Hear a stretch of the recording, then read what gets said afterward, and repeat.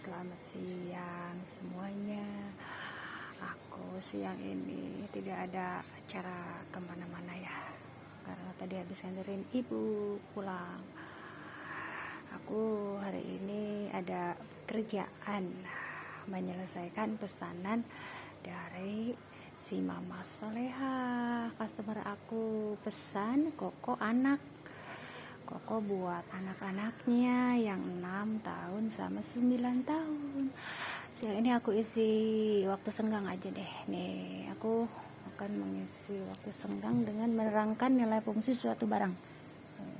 Aku sedang ini apa namanya, kalau di kuliahan sedang kalau ke depan itu seminar lah ya, bukan seminar. Kalau ini mah aku kalau ini mah hanya cerita aja lah, cerita di siang hari tentang nilai fungsi suatu barang. Aku seorang muslimah, tetapi aku juga punya baju yang seksi, punya baju-baju yang seksi gitu ya. Kayak ini nih, ini kan dipakai buat Mami Solehah buat olahraga senam nih. Dari sini aku juga dapat berkah, tapi ini tujuannya harus pasti dulu gitu. Kemana kita nyalurinnya, terus ke siapa kita nawarin, jangan sampai salah tempat. Nah itu dia, karena kita tuh benar-benar berhati-hati. Nah ini kalau aku tidak ada waktu buat ikut senam sama Mami Solehah di luar, di desa atau di mana, karena aku sudah cukup sibuk dengan antar jemput sekolah anak-anak, terus kucing-kucing aku juga banyak, terus juga aktivitas aku sendiri semuanya, bikin baju, desain baju sendiri, belanja kain, terus belanja makanan sekarang, terus pesanan yang lain juga ada. Jadi aku tidak ada waktu, dan memang aku lebih senang senam di YouTube sendiri ya, karena ini bebas ya, maksudnya gini, kita memakai baju seksi pun tidak masalah karena tidak dilihat lawan jenis. Karena aku tidak fanatik ya sama mama yang lain ya, itu kan udah privasi masing-masing. Tapi kalau khusus buat aku sendiri, aku senam di rumah, terus aku diusahakan kalau dibilang seksi, seseksi mungkin lah ya, kalau perlu. Pokoknya menciptakan di rumah itu, kalau aku di rumah itu harus berbanding terbalik. Kalau keluar aku harus tertutup rapat, karena di sini aurat itu adalah ciri identitas muslimah ya. Kalau itu mah terus yang syari ya gitu. Jadi identitas muslimah yang sebenarnya itu yaitu, cuma kan di sini tidak semua orang sudah mengenakan hijab, apalagi nikab ya, karena ujiannya berat. Kalau memakai hijab itu diujinya berat. Terus apalagi nikab, hal yang sepele. Nikab itu seperti kayak memakai masker, tetapi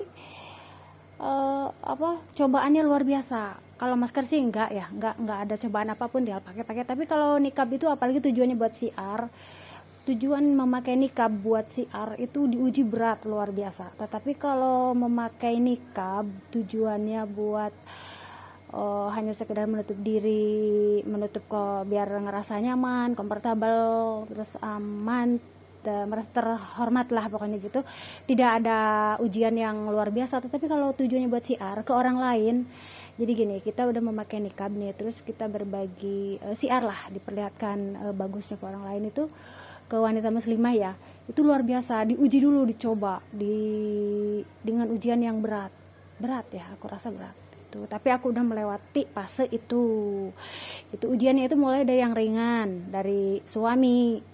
Kalau yang tidak senang ya nyuruh lepas. Kalau yang kurang mendukung ya awalnya seperti tidak mendukung, lama-lama kan ngerasa tidak enak, akhirnya jadi mendukung. Terus dari ibu, dari keluarga, terus kan ada yang ibunya juga nggak senang, terus dari tetangga, terus dari lingkungan luar. Tapi aku hanya dari lingkungan dalam aja waktu itu ya. Tapi lingkungan dalam yang maksudnya lingkungan dalam dan cobaan yang lingkungan besar. Kalau lingkungan tetangga sih udah alhamdulillah, jadi mereka malah familiar, nggak maksudnya nggak ada hambatan apapun gitu. Cuman yang dari lingkungan besar sempatlah aku ya, tapi itu ujian buat aku. Kalau aku kuat, insya Allah mendatangkan keberkahan. Ternyata alhamdulillah aku malah bikinin cadar buat yang lain, buat mamah-mamah komunitas, buat yang baru-baru berhijrah ya. Jadi di situ jadi bawa berkah. Apa yang aku pakai berkah, tapi di gimana dulu gitu, berdasarkan bagaimana Anda menempatkan sesuatu hal gitu, bagaimana Anda memakai barang, di mana Anda gitu. Sama seperti masalah, bagaimana kita menyikapi masalah ya, menyikapi permasalahan yang ada sekarang inilah. Kita hidup ini udah susah, udah sulit, kita agak-agak diperingan dulu lah, jangan terlalu diperberat. Itu bagaimana, seperti air mengalir aja lah, bagaimana kita bisa mengisi waktu hari-hari dengan kita punya tujuan gitu, punya tujuan tertentu yang ingin kita capai, punya keinginan, punya kemauan, tapi kita karena keadaan sesuatu hal itu belum bisa tercapai gitu, jadi dibawa relax lah ya nih. Jadi aku ini fungsi baju-baju seksi ini buat muslimah, khususnya buat aku ya, ini bisa bernilai halal, bisa bernilai haram. Nah, gitu. Haram karena menutup aurat itu sebenarnya bagi muslimah itu wajib ya, wajib menutup aurat itu wajib. Cuma di sini ini yang namanya hidayah. Kenapa ada hidayah? Karena tidak semua orang mau dengan secepatnya memakai nikab. Terus karena kan kita terlahir ke dunia itu telanjang ya, terlahir ke dunia itu telanjang, tidak memakai selembar apapun. Makanya Allah menata dengan agama itu kan, menata dengan agama. Terus akhirnya kalau dalam Islam itu ada pentingnya menutup aurat gitu. Itu aja. Aku juga ini beli dari yang non muslim nih. Aku punya temen non muslim. Terus aku juga punya toko yang ekspor impor. Aku suka ya, berarti produk Cina ya nih ya, produk Koreaan, Cina. Jadi aku Korea lah ya, Korea apa Cina, pokoknya aku selalu menjalin baik dengan teman-teman semua, sahabat-sahabat teman-teman aku yang Cina, yang agama Buddha, Hindu. Kalau di sini jarang Hindu ya, adanya Buddha. Hanya Buddha dan Kristen Protestan, kebanyakan di sini Kristen Protestan. Di Tasik juga waktu aku di kampung itu Kristen, banyakan Kristen gitu. Jadi di sini, nah ini tuh, ini buat senam aku di rumah. Tuh ini kaosnya aku, ini kaos aku buat senam nih, udah jarang dipakai, jarang senam akunya sekarang. Aku jarang senam sekarang tuh. Ada subscriber, tapi aku tidak senang subscriber. Maksudnya gini, kalau orang kan ikut di YouTube tuh pengen banyak banget share ke teman-teman. Aku sih enggak terlalu. Jadi seorang digerakkan hatinya mereka aja melihat postingan aku gitu, nggak sengaja buat follower apa subscriber. Tuh ini kaosnya udah tuh, buat ini bawahannya nih kaos panjang. Terus ini yang tadi tuh, ini you can see aku waktu kecil itu bajunya seksi karena aku perempuan satu, terus kakak aku laki-laki, aku kadang celana pendek nih. Jadi tuh aku segitu tah. Paling dulu ada yang lebih seksi lah. Kalau di rumah itu malah harus lebih seksi nih di sini, karena buat memperlihatkan kepada suami juga. Ini lebih belahannya tuh aku lebih seneng yang V gitu, nggak bulat begini. Kalau ini yang model V begini, karena buat kesannya itu, kalau yang tahu ini ya, bagusnya harmonis dengan wajah yang opal, wajah yang bulat, wajah yang kotak gitu. Jadi yang V ini bagus tuh. Kalau yang bulat tuh nih. Cuman aku juga kadang-kadang kalau bikin baju ini rata-rata banyakin yang V ya. Yang V. Tapi kalau kayak ini yang model bulat lah ya, ini bisa apa, bisa nyantai di rumah juga, bisa keluar bisa. Ini bikinan aku bisa buat baju tidur nih, bisa buat keundangan, bisa buat baju. Tapi kalau buat umroh itu enggak ya, aku khusus kalau umroh itu khusus yang hitam putih kayak seperti itu tuh, hitam putih khusus aku suka gitu. Jadi di sini nilainya itu bisa halal dipakai di rumah, seseksi mungkin buat suami, ya kan. Pokoknya itu nilainya itu benar-benar pahalanya luar biasa besar gitu. Tetapi kalau dipakai muslimah keluar dengan seksi ini malah dosa, suaminya yang dosa. Kalau bagi seorang muslimah, suaminya yang kebawa dosa karena tidak ditegur gitu, karena memperlihatkan ini ya, aurat lah ya, aurat itu bagi muslimah, kecuali kalau yang beragama lain. Aku menghormati karena aku juga punya teman-teman, sahabat-sahabat yang pada seksi gitu ya, karena mereka ya di situ perbedaannya gitu. Cuma aku menghormati. Cuma kalau aku kadang suka malu sendiri aja kalau ngelihat, udah ya jangan ini, aku mau nutup mata aku deh, aku malu gitu. Kadang-kadang mereka kan suka ada yang pakai celana pendek, ada yang suka celana pendek dulu mah ya. Dulu waktu gadis dia ke sini pakai celana pendek. Sedangkan dia kan udah remaja ya. Dia agamanya Buddha, Hindu. Sekarang mah dia udah punya anak-anak ya, jadi dia udah tertutup, udah celana panjang lah ya, udah baju biasa panjang, enggak seksi lagi gitu. Jadi ini fungsinya buat menyenangkan suami kita. Tapi aku nggak banyak, cuman ini aja sih. Aku nggak terlalu kayak dulu mah sengaja baju tidur yang model-model itu kan, yang ada yang tipis, model apa tuh ya, tipis lah, baju tidur yang tipis yang talinya kecil. Nah itu aku harus selalu punya tuh, karena nilai fungsinya itu yang mendatangkan pahala yang besar tuh. Gitulah siang ini berbagi cerita tentang tentang manfaat suatu benda dari sudut mana kita memandang, dari mana juga kita menempatkan, di mana juga kita menempatkan benda itu dipakai gitu. Aku juga mengadain kemarin begini, tapi maksudnya ini tapi khusus buat mama soleha. Maksud gini, aku sengaja majang enggak, karena aku kan syar'i. Aku jualan fokus sama Allah tuh syar'i, tapi karena ini kebutuhan buat kita di rumah, buat menyenangkan suami, seperti daster juga aku ngadain, karena di sini tuh kadang-kadang ibu-ibu tuh mayoritas tuh pada senang daster. Wanita-wanita muslimah Indonesia itu senang daster ya, jadi aku juga ngadain itu mereka pada pakai buat di rumahan gitu, jadi daster buat baju-baju di rumah gitu. Jadi aku kalau mengadakan sesuatu tuh ditilai dulu dari segi manfaat dan fungsinya. Kalau aku kalau masuk di logika aku, terus tidak bertentangan dengan syariat itu, boleh gitu, oke. Nah kalau ini tuh nggak dipajang, sengaja enggak. Kalau ini mah kalau ada yang pesen terus itu baru gitu.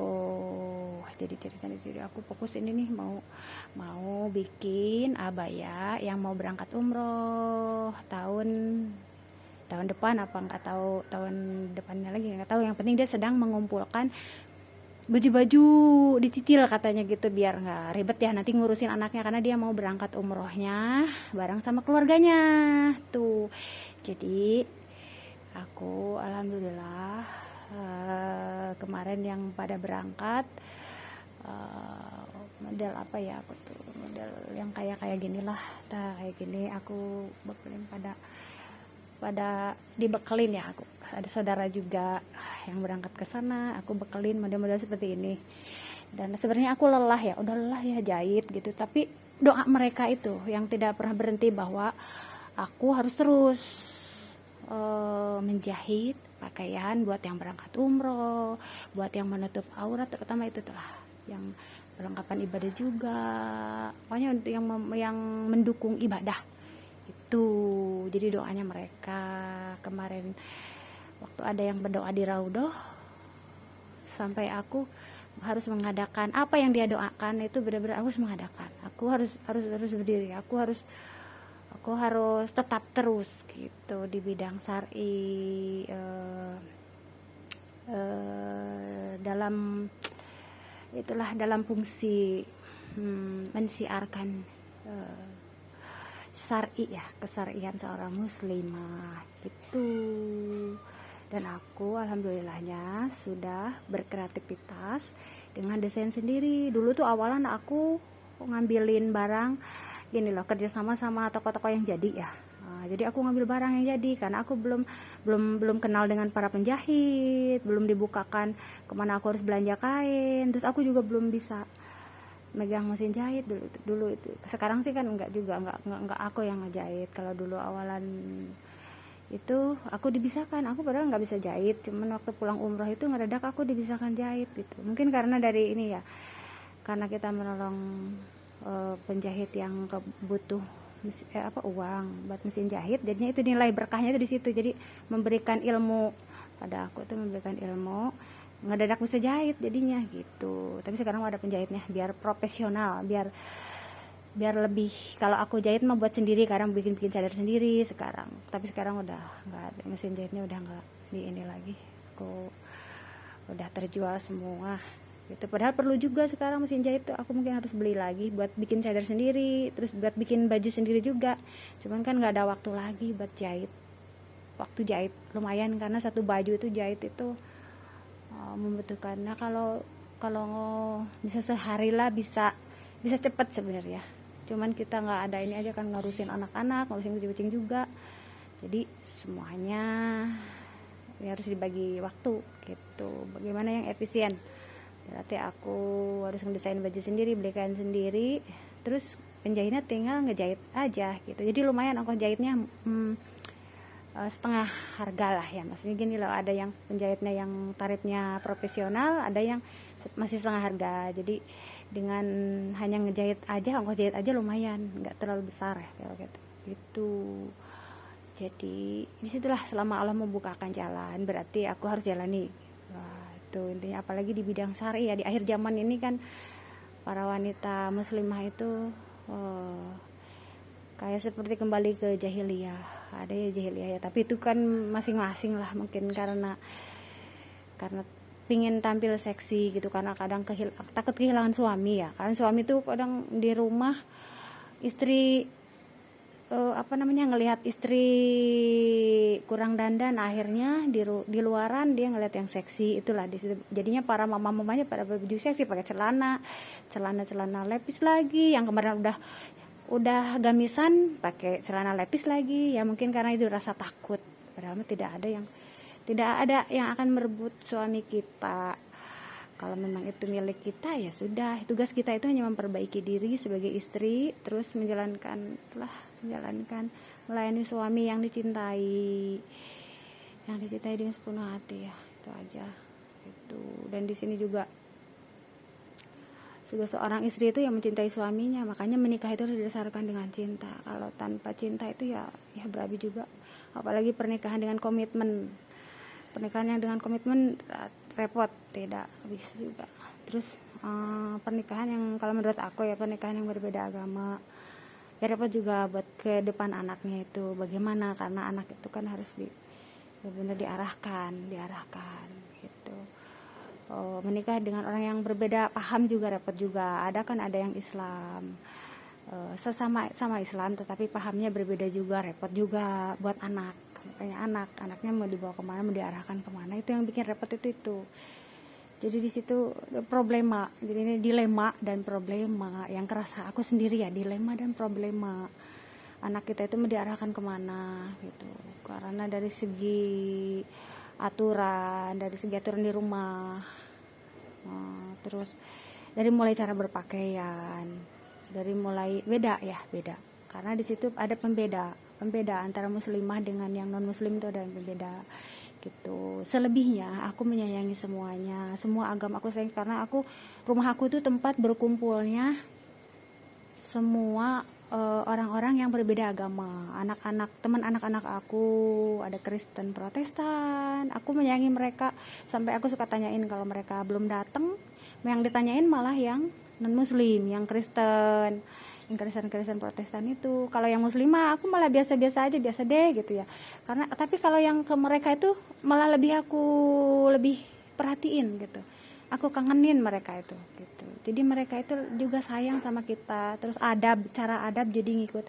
Jadi di rumah aku itu dulu suka standby selawatan ya. Jadi anak-anak itu yang non muslim, yang Kristen Protestan itu suka pada dengerin, mereka udah biasa. Jadi tapi di situ ada, jadi terpancar akhlak dari mereka itu ada perubahan, ngikutin gitu. Jadi mereka salaman, selalu salam, terus ada body language-nya yang ikut-ngikut kita gitu. Jadi di situ, jadi dengan mendengarkan salawat, kadang aku lagi salawatan standby, terus mereka datang, di situ selain dari toleransi ya, itu kasih sayang, benar-benar kasih sayang. Jadi kasih sayangnya itu benar-benar terjalin ya. Sekarang ini udah alhamdulillah lagi, udah mulai ada beberapa ya, tapi nggak kayak sebanyak dulu ya. Dulu mah banyak banget anak-anak aku yang agamanya, yang suka ke rumah ya, yang berbeda agama ya. Disitulah hidup ini nggak lama, jadi kita itu dipakai buat, aku kepake buat indah aja, semuanya indah. Orang yang kayak gimana kalau udah ke rumah yuk, atau apalagi yang non muslim itu apa ya, kadang kita suka sharing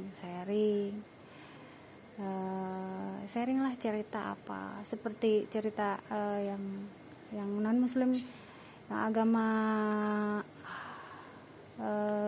Hindu, suka nanyain apa sih fungsinya umroh gitu. Terus kita harus bisa menjelaskan semampu kita ya. Kalau yang berhubungan dengan ayat-ayat Al-Quran, aku belum suka nggak leluasa buat menjelaskan, karena itu ada ahlinya yang lebih, yaitu guru-guru besar aku lah, para ulama ya itu. Karena kalau Al-Quran itu udah salah ayat aja kan kita nggak boleh sembarangan gitu. Jadi fungsinya guru-guru aku yang menjelaskan, guru-guru besar, ulama, ada yang masih hidup, ada yang udah meninggal juga gitu. Di situ berbagi cerita nih di siang hari ini. Sekarang aku mau persiapan buat nerusin bikin koko anak, baju koko anak nih. Aku lagi mikir-mikir mau dibikin modelnya apa, mau diberi kancing apa nggak usah gitu. Karena ini si maminya itu nggak, dia mah terserah aku gitu, modelnya terserah aku, dia mah. Jadi apapun yang penting ukurannya kali ya, ukurannya harus pas banget ya, dan memang itu harus pas gitu. Ya sudah, segitu aja sih yang ini bikin videonya. Badan aku lagi kurang fit, aku juga lagi kurang mood bikin video-video, makanya aku bikin video ini aja deh gitu. Jadi biasanya aku bikin video TikTok nikab ya. Nih kalau aku bilang masukin ke TikTok nikab lah. Ya, nikab, maksudnya siar nikab, siar hijab, siar nikab. Tapi badan aku lagi kurang fit banget hari ini. Ya, beberapa hari inilah memang kurang fit. Sudah gitu aja. Selamat berliburan buat anak-anak yang sedang liburan sekarang. Selamat beraktivitas buat orang yang aku cintai, buat teman-teman, buat semuanya deh, buat keluarga juga. Gitu. Assalamualaikum.